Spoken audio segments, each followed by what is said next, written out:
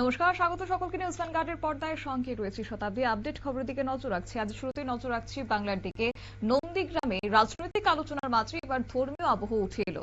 বিজয় সংকল্পে এবার বিশেষ প্রার্থনার আয়োজন। বিজেপির তমলুক সাংগঠনিক জেলার সাধারণ সম্পাদক মেঘনাথ পাল আজ নন্দীগ্রামে ঐতিহ্যবাহী জানকীনাথ মন্দিরে পুজো দিয়েছেন, সঙ্গে প্রার্থনা করেন।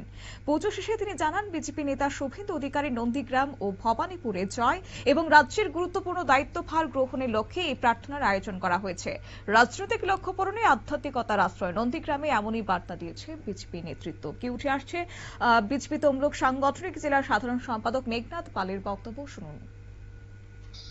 দাদা, আজকের জানকীনাথ মন্দিরে পুজো দিলেন, গণনা আছে, তাই শুভেন্দু অধিকারী মহোদয়ের জয়ে শুভ কামনা করে আমরা জানকীনাথ মন্দিরে পুজো দিলাম।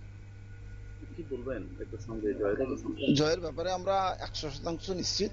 ভালো ব্যবধানে শুভেন্দু অধিকারী জয়লাভ করবেন এখানে নন্দীগ্রাম বিধানসভা।